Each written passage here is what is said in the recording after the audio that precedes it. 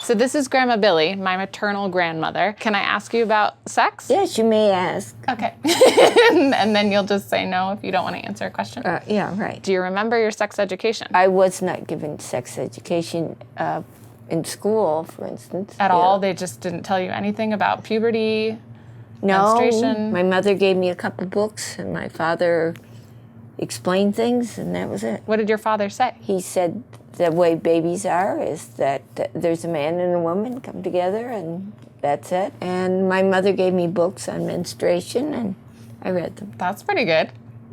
What, that I could read, or?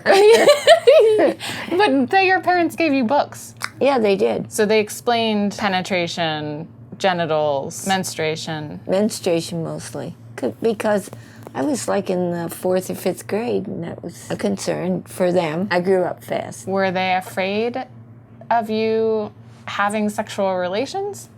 I don't think so. They just wanted you to know about your body. Right. Yeah, When did you first realize you were a sexual being? Probably in high school. You had a crush? Oh, yeah, more than once.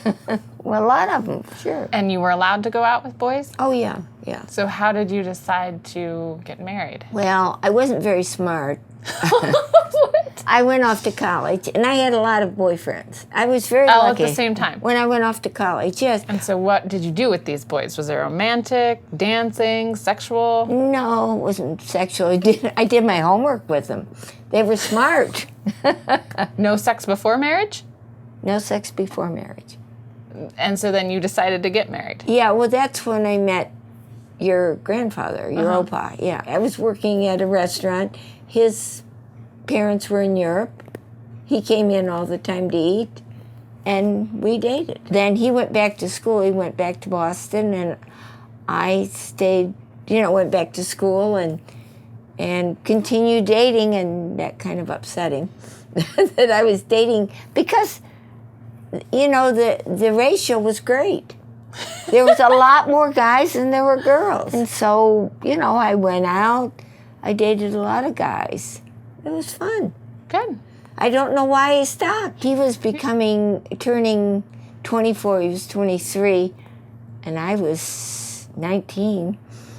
And he said he wanted to get married. He didn't want to be too old when he had a family. He wanted to get married. And he was, said, let's get married. And I said, well, I'm having a good time. And finally he talked me into getting married. So you got married? So we got married. And then you got to have sex? Yes. And that very night. Okay. And was it everything that you had hoped for? Did you even care about it? Oh, yeah. Sure. Okay.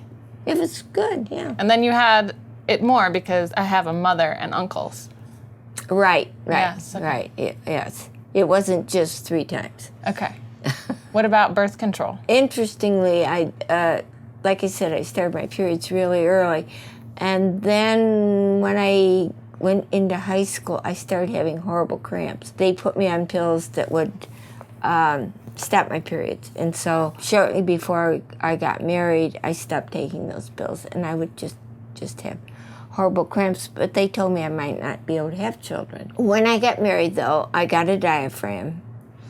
And we used that, but I wasn't always using it. I wasn't as purposeful as I probably should have been. So I had my first baby and then got pregnant again. And so I had a second one. We called the children unexpected, more unexpected, and then most unexpected. Okay. And right after Keith was born, birth pills came out. And so after your third child was born, the birth control pill was on the market? It was on the market. And you could get it easily? Oh, yeah. Sure. Oh. So did you have sexual conversations with your children? My mother and your uncles? mother told me she knew it all. That sounds like so we didn't have much. So how has your sex life been from marriage night to now you're about to turn 80? Fine. I mean, I went through divorce and remarriage and then another divorce and another remarriage, and it's fine. So there was some hot times in there. Hot times, really. Good. That's what I want to hear. Do your friends talk openly about sex with each other and you? Not now. We talk mostly about aches and pains now. But when And you were younger, Some, but not a lot. where was your sexual information coming from? Probably my husband, and I read, actually took courses in college on sexuality because that was part of my curriculum. So you took a human sexuality course? I can't remember what the name of it was. It's like growth and development, and it talked a lot about changes in your body and things like that. And any talk about pleasure? Probably not. So someone asked me last week what I imagined my sex life to be at 80, Yeah. and I said orgasms in the garden.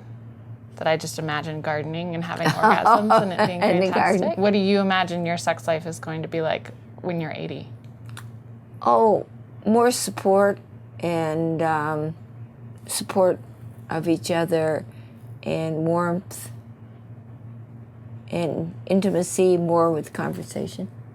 Oh, do you have one really memorable experience from your sexuality that you want to share? Early on, later. Anytime. Oh, In 80 years, in 80 years, one of your most memorable sexual experiences. showering together.